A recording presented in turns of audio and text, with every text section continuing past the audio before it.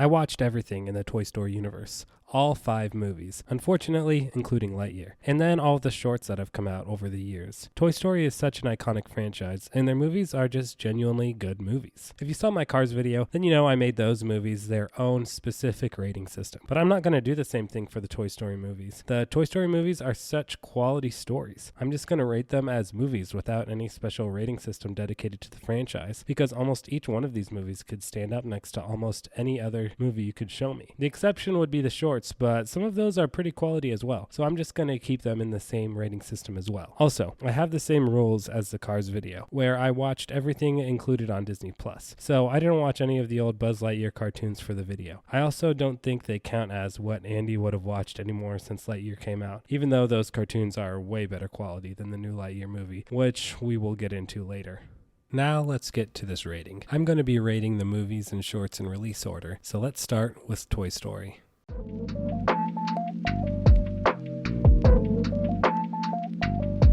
Toy Story is just a classic. It is the first 3D computer animated movie, but that is not its only feat. It is also just such a good movie. It already had the gimmick of the first feature-length computer animated film, so it didn't need to go so hard on the story, but boy did they do it anyways. If you have seen the behind the scenes of this movie and all of the different stories this movie went through before it got to the final product we ended up seeing, you know that the future of computer animated films could have been way different if Pixar committed to some of those other wild directions. Even through all of the interesting stuff that happened behind the scenes, Toy Story was able to become the exact movie it needed to be for the industry to embrace computer animation, and boy did it do it well. The storytelling is expertly done. We see and hear everything from the character's perspective. The movie doesn't talk directly to the audience like a lot of children's movies do. Maybe there are a few questions about the rules of the universe with how Buzz is unaware he's a toy, but still freezes for Andy to play with him, but the movie doesn't get bogged down by those nitty-gritty rules because that would honestly take away from the heart of the movie.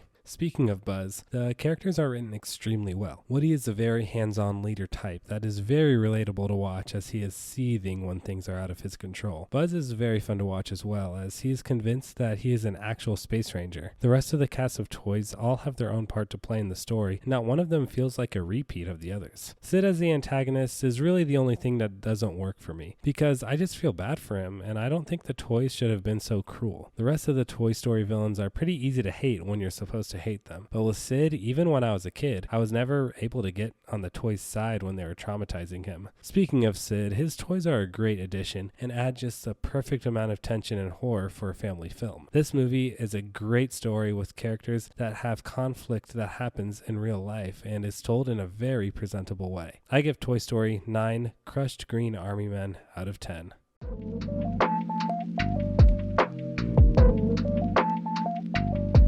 Toy Story 2 is a great sequel to a great film. All of the character additions are completely welcome in Jessie, Bullseye, Wheezy, Mrs. Potato Head, and even more. I do really hate Stinky Pete, but not because he's a bad villain, because the movie does a great job at making me hate him. Stinky Pete is a completely different style of villain than Sid. Sid is just a neglected kid trying to entertain himself, whereas Stinky Pete is very calculated and knows exactly what he is doing. With that being said, watching Toy Story 2 after being an adult, and after seeing so many twist villains, even in the Toy Story franchise as well, Stinky Pete seems to fall flat at first. The audience is only made aware he is a villain for just a sliver of time before he's taken care of and put in the little girl's backpack. But after further thought, it is extremely entertaining to see the seeds that were planted throughout the story that hint at Stinky Pete being the villain. My only bias against it was just my bias against twist villains in general, but Toy Story 2 does a pretty good job at it, other than you only know he's the villain for a little bit of time. The new Buzz is also fun. Kind of funny that Tim Allen also has a similar role in Santa Claus 2. In this rewatch, I did find it odd that Woody gets convinced to go to Japan without saying goodbye to his friends. But then you realize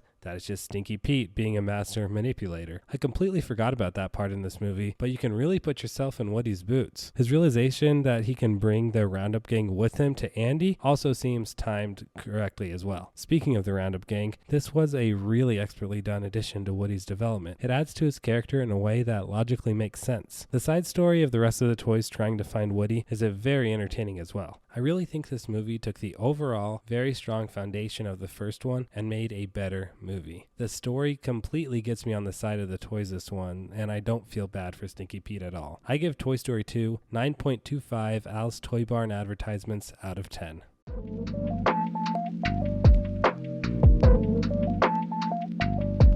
Toy Story 3 looks completely stunning. The opening scene really showcases how far the form of computer animation has come since the first one. This movie is yet another great and natural addition to the storyline of these toys. Another very well crafted movie that doesn't have any unwanted additions. No new character is annoying and none of the returning characters have weird developments. The emotions this movie can pull out of me every time is honestly astounding. Andy being in college was such a good choice for the story direction. Woody and the gang doing anything possible to be played with is such a good and natural progression. The new cast of characters again are very welcome, just like the second installment. Barbie and Ken are great comedic relief, and the rest of Lotso's goons don't have much to do, but none of them are annoying, and you can see all of their roles in the Sunnyside system. Bonnie's toys are also great to see how they interact. Getting to see the dynamics of another kid's toys is really entertaining. For the returning characters, it seems like the writers want Buzz in an altered state in every Toy Story. This one is no exception with Spanish mode and him being reset to default by Lotso. The prison break angle of the story is a great vehicle for the characters to try and navigate as well. Only Toy Story could turn such an innocent location such as a daycare and make it feel like a fortified prison that you are rooting for the toys to get out of. A big reason for this is Lotso. Lotso is definitely the best villain in the franchise. He is such a commanding presence once he is revealed as a villain. Lotso, like the daycare setting, is on the surface non-threatening, but the story does such a good job at making him a real threat to Woody, Buzz, and the gang. He has some similarities to Stinky Pete, but you know he is a villain for much more of the film, so you feel that threat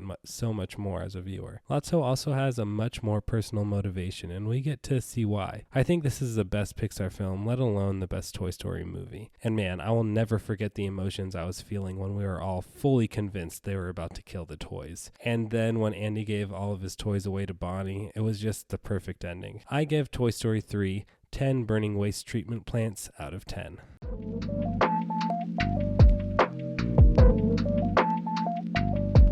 The next thing on our list is the first short. Hawaiian Vacation is a very cute story that brings Barbie and Ken to Bonnie's room for the first time because they were trying to sneak away to her Hawaiian vacation. Because of their great disappointment when they realize they're just in Bonnie's room, the toys decide to make a Hawaiian vacation of their own for Barbie and Ken. This short does nothing wrong. There's a lot of visual humor from the toys putting on the vacation, and Ken and Barbie are great characters, so it's really fun to see them again. The rest of the toys putting on this Hawaiian vacation for Barbie and Ken is very entertaining, and you get to see each character do something unique for Barbie and Ken. It's very nice to see all of them working together. Even with the fact that I'm rating everything in this universe against all other movies, I still think I have to give this a 6 Barbie and Ken snorkel outfits out of 10. I enjoyed this far more than I've enjoyed a number of feature films I've watched.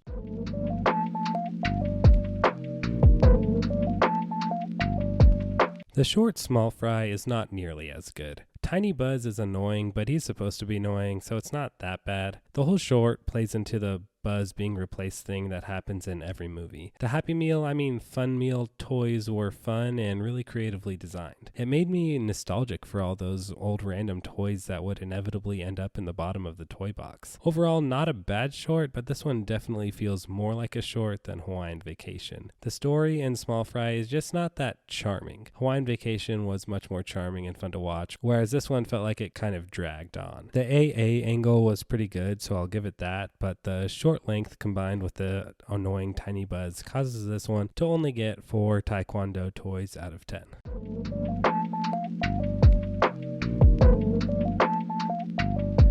In Party Source Rex, the play scene in the bathtub was really cool visually and up to par with the opening scene in Toy Story 3, other than the length being just much shorter. The new bathtub characters again are fun. This franchise does kill it with the creativity behind new characters. The short just lacks charm.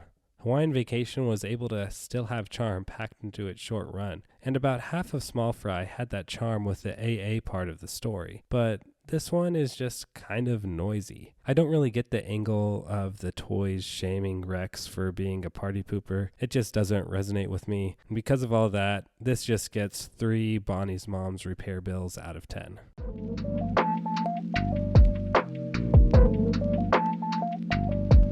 Toy Story of Terror is an innocent horror satire in the first half. The characters all have roles that fit the horror movie formula. This is particularly showcased with Jessie and her claustrophobia. The claustrophobia scenes are very well done, and you can really feel what Jessie is supposed to be feeling. This franchise is at it again with the cast. Each new addition is unique and adds to the story. This one is 20 minutes long, so they pack in a lot, and it is a really fun watch. In the second half, after the horror mystery is revealed, the story turns into another Prison Break type story. They made the motel owner villain very easy to dislike, which is another staple for the Toy Story franchise. Apart from Sid, of course, I still stand by that he did nothing wrong. This is really strong for a short, and the longer length is great. As a viewer, it makes it worth it to even watch it. An issue with a lot of these shorts is it just doesn't ever make sense to watch them, unless you have kids, which I guess is a target audience. The characters, the satire, the adventure, and the visuals, and the length all come together and make this short 7 Combat Carl's Hands out of 10.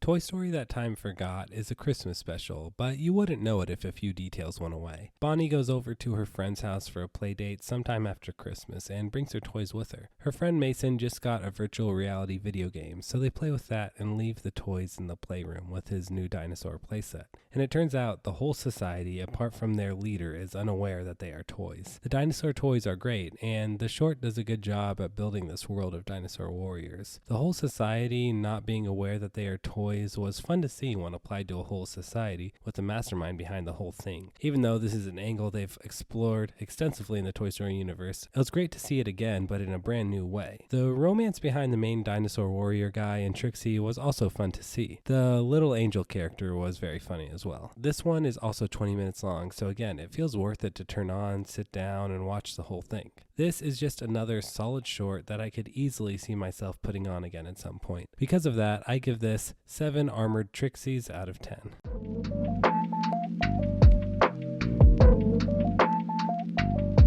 Toy Story 4 is a very solid addition to the franchise. I do understand people who wish that Toy Story 3 stayed as the perfect ending for the franchise, but this movie definitely doesn't do anything to tarnish the reputation that the franchise had, including the conclusion of Toy Story 3. Forky is slightly annoying in the beginning, but he gets better when he starts saying things more than trash. I'm also very happy that they didn't go the route of over-explaining the lore of the name mark, making them a real toy. This is kind of implied, but not over-explained and made like some weird omnipresent force. They easily could have gone that route, but I think it definitely would have taken away some of the charm from the movie and the rest of the franchise. The antique store is also a very, very creepy setting in this movie.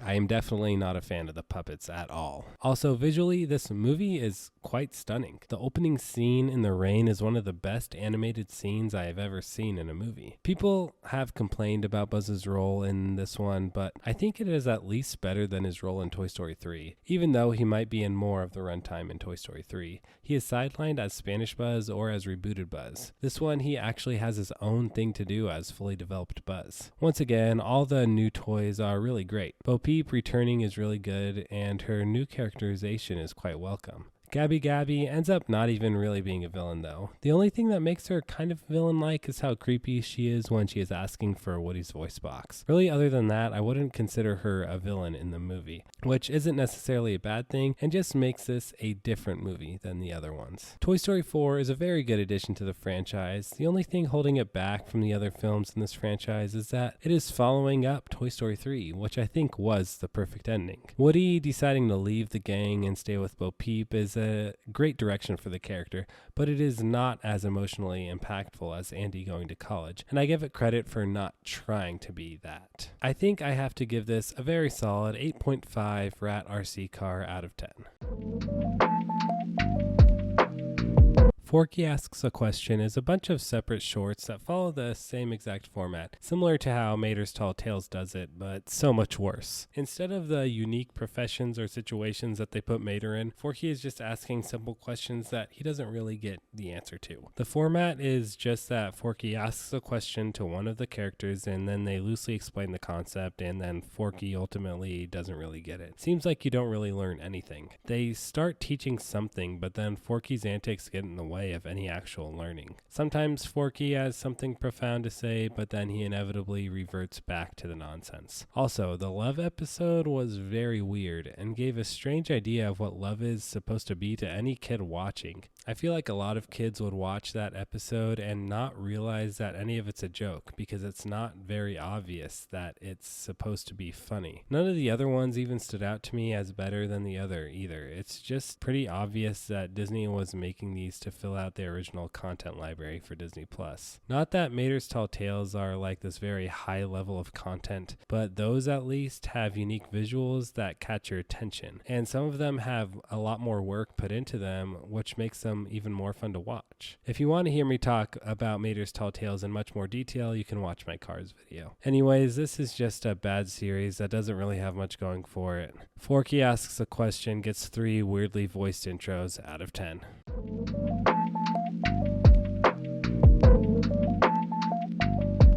Lamp Life is a solid short that fills in the gaps between Toy Story 2 and Toy Story 4. We find out what Bo Peep was up to during the third movie and how she ended up escaping the antique shop to get to the park. It is pretty entertaining and cute and does not overstay its welcome. A very simple and sweet short that I think I'll watch anytime I rewatch the fourth one. I wish there was more to say, but it's just a solid short that is worth to watch along with Toy Story 4. I would give Lamp Life 7 over-the-top security systems at antique stores out of 10.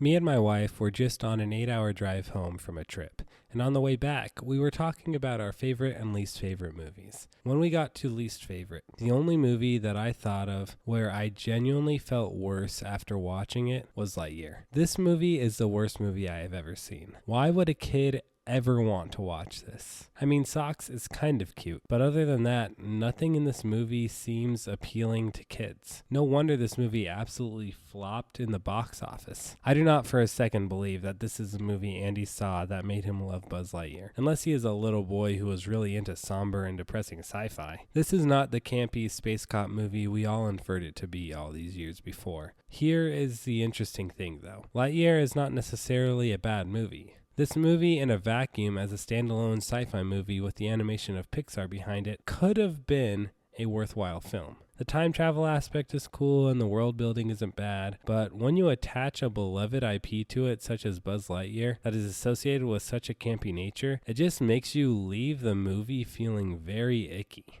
Especially with the Zurg twist. What happened to evil Emperor Zurg from Toy Story 2? This guy is not an evil emperor. He is a depressed, grumpy old man. The animation is gorgeous, and the voice performances aren't bad. Chris Evans still delivers his charm like always. I just can't comprehend how they got this movie so wrong. In a day and age where it is impossible to get a film into production, it makes me so sad that movies like this get $200 million behind it to make whatever they want, and then they don't even consider what their target audience might want to watch. The quality of the animation does make me excited for the potential animated sci-fi films that could look this good and have an actual quality story behind it. This might be one of the best looking Pixar films, but not only is it the worst movie in the Toy Story franchise, but I think it is the worst Pixar movie, and it is my least favorite movie of all time. I will be giving Lightyear 2 terrible twist villain reveals out of 10. The reason it gets 2 and not 0 is only because of the animation quality. I cannot ever imagine leaving a movie experience feeling worse than I did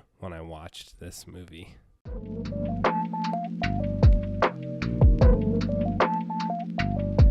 That is everything in the Toy Story universe. A very solid franchise where the 4 mainline films could stand against any other franchise, and individually could stand up next to any movie you show me. I had a great time rewatching these, and if you enjoyed this video, like I mentioned before, you can check out the video where I watched everything in the Cars universe. Other than that, I'll see you guys next time.